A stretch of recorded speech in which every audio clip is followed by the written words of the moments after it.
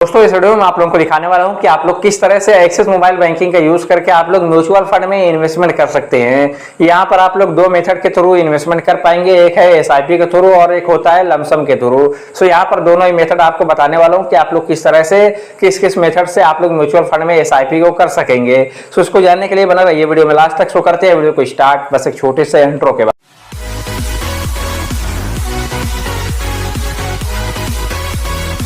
दोस्तों मैं आप लोगों को दिखाता हूं कि आप लोग किस तरह से एक्सिस मोबाइल बैंकिंग का यूज करके आप लोग म्यूचुअल फंड में इन्वेस्टमेंट कर सकते हैं या फिर म्यूचुअल फंड परचेज कर सकते हैं। सो इसको करने के लिए आपको सबसे पहले एक्सिस मोबाइल एप्लीकेशन को ओपन कर लेना है। अब आप लोगों को ऐसा इंटरफेस दिखाई देगा। सो अगर आप लोग फर्स्ट टाइम इस एप्लीकेशन का यूज करेंगे सो एक वीडियो का लिंक आ रहा होगा जिस पर क्लिक करके आप लोग वीडियो में देख पाएंगे कि आप लोग इस एप्लीकेशन में रजिस्ट्रेशन कैसे करेंगे। जब आप लोग रजिस्ट्रेशन कर लेंगे आपको ऐसा इंटरफेस दिखाई देगा। अब आप लोग देखेंगे टॉप राइट साइड में लॉगिन का बटन दिख रहा है, इस पर क्लिक कर लेना है। अब गाइज आप लोग चाहें तो अपनी फिंगरप्रिंट से इसको लॉगिन कर सकते हैं या फिर 6 डिजिट की एमपिन जो रजिस्ट्रेशन के टाइम पर बनाए हुए होते हैं उसको पुट करके लॉगिन कर सकते हैं। अब गाइज आप लोगों को ऐसा इंटरफेस दिखाई देता है। सो यहाँ पर आपको फर्स्ट ऑप्शन दिख रहा है क्विक लिंक्स के अंदर इन्वेस्टमेंट्स का, आपको इस पर क्लिक कर लेना है। अब गाइज आप लोगों को यहाँ पर दिखाई दे रहे हैं मल्टीपल इन्वेस्टमेंट के प्रोडक्ट। तो यहाँ पर आपको फर्स्ट ऑप्शन दिख रहा है म्यूचुअल फंड्स।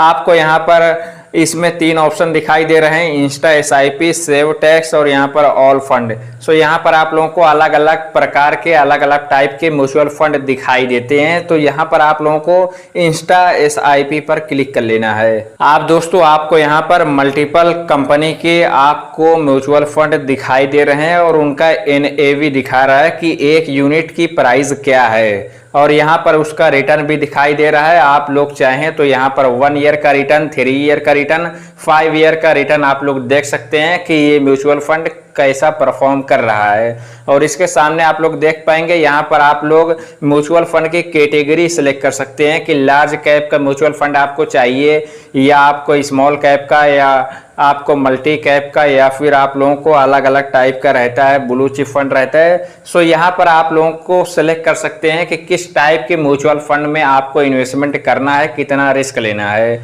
सो यहाँ पर फिलहाल हमने लार्ज कैप को सिलेक्ट कर रखा है। तो यहाँ पर आप लोगों को अलग अलग कंपनी के लार्ज कैप के म्यूचुअल फंड की लिस्ट दिखाई देती है और उनका क्या रिटर्न है, कितने पीरियड के लिए, वो सभी दिखाई दे रहा है। सो आपको यहाँ पर नीचे स्क्रॉल करके आप लोग अलग अलग कंपनी के म्यूचुअल फंड को देख सकते हैं और जो भी आप लोगों को अच्छा लगता है म्यूचुअल फंड उसमें इन्वेस्टमेंट करने के लिए आपको इन्वेस्ट बटन दिख रहा है, आपको इस पर क्लिक कर लेना है। अब गाइज आप लोगों को यहाँ पर कुछ डिटेल अपनी यहाँ पर पुट कर लेना है। सो यहाँ पर country of birth, place of birth, आपका एड्रेस और टैक्स रेसिडेंसी का कंट्री की कहाँ पर आप टैक्स पे करते हैं और यहाँ पर एनुअल इनकम आपको यहाँ पर आपको सेलेक्ट कर लेना है। इसके बाद नीचे स्क्रॉल कर लेना है। अब गाइज आपको यहाँ पर सोर्स ऑफ इनकम सेलेक्ट कर लेना है, ऑक्यूपेशन आपको सेलेक्ट कर लेना है कि आप क्या बिजनेस या क्या वर्क करते हैं। इसके बाद आप लोगों को यहाँ पर पूछा जा रहा है कि आप लोग पॉलिटिकली एक्सपोज पर्सन है या आप लोगों को पॉलिटिक्स लेना देना कुछ है या फिर नहीं। सो यहाँ पर नो पर सेलेक्ट कर सकते हैं अगर आपको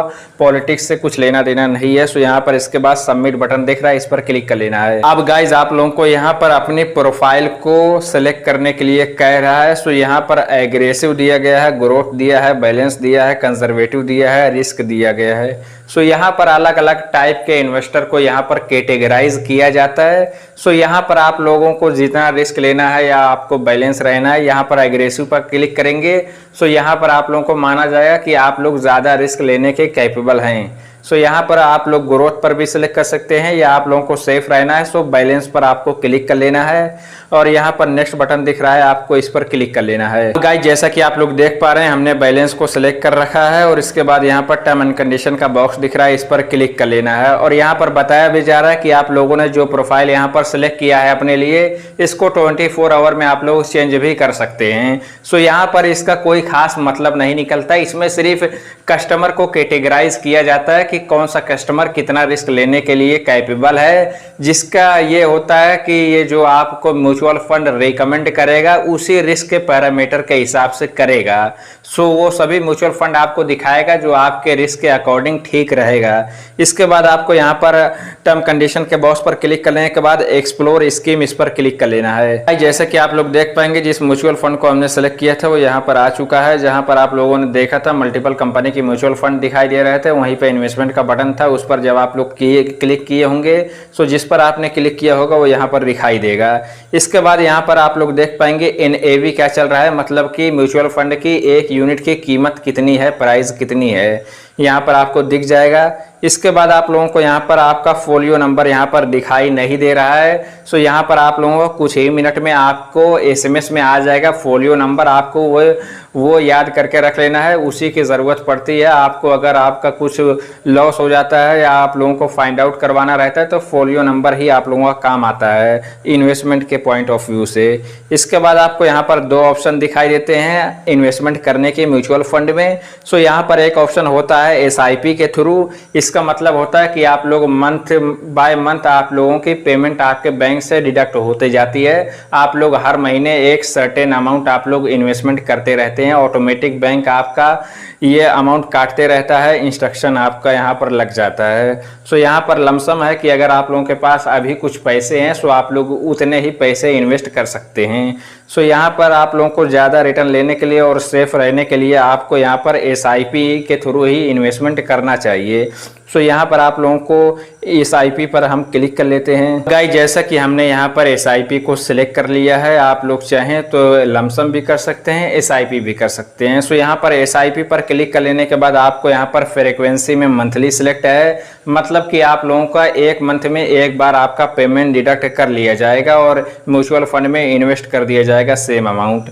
इसके बाद आपको यहाँ पर इन्वेस्टमेंट अमाउंट लिखा हुआ है, इसमें आप लोगों को मिनिमम 500 रुपीज़ इन्वेस्टमेंट करना होगा। 500 रुपये की SIP आपको क्रिएट करनी होगी और ऊपर आप लोग कितना भी अमाउंट सेलेक्ट कर सकते हैं। इसके बाद नंबर ऑफ SIP आप लोग सेलेक्ट कर सकते हैं कि इतनी ही SIP आप लोगों की होनी चाहिए।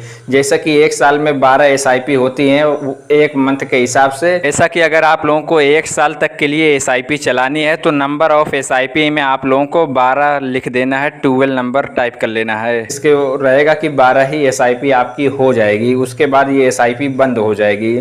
और अगर आप लोगों को चलने देना है कि आप लोगों का जब तक आप खुद ना रोके या ना रुके SIP, तो आपको यहाँ पर कुछ नहीं लिखना है।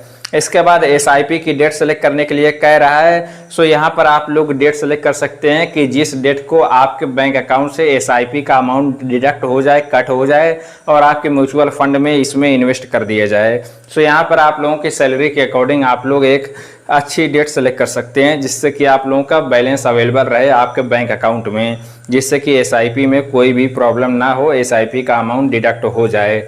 इसके बाद आप लोगों को इन्वेस्टमेंट टेन्योर सेलेक्ट कर सकते हैं कि कितने मंथ तक आपका SIP चलना चाहिए। सो यहाँ पर आप लोग सेलेक्ट कर सकते हैं। इसके बाद आप लोग चाहें तो नॉमिनी यहाँ पर ऐड कर सकते हैं।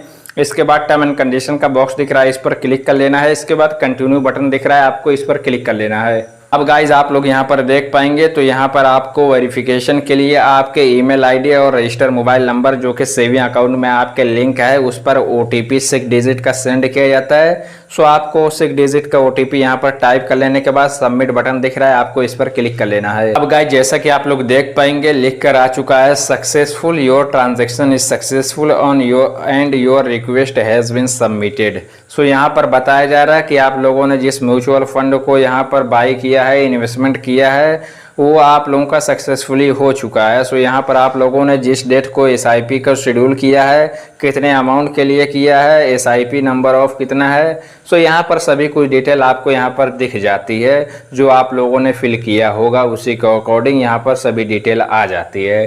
सो आप गाइज आप लोगों का यहाँ पर SIP सक्सेसफुली सेट हो चुका है। अगर आपने SIP किया होगा और अगर आपने लमसम इन्वेस्टमेंट किया होगा सो यहाँ पर आपका लमसम इन्वेस्टमेंट हो चुका है। सो गाइज ऐसे ही आप लोग बहुत ही आसानी से अपने एक्सिस बैंक के मोबाइल बैंकिंग के थ्रू आप लोग म्यूचुअल फंड में इन्वेस्टमेंट कर सकते हैं। सो अगर आप लोगों को वीडियो अच्छी लगे तो आप लोग वीडियो को लाइक करके चैनल को सब्सक्राइब कर लीजिए। सो फिर मिलेंगे ऐसी इंफॉर्मेटिव वीडियो के साथ।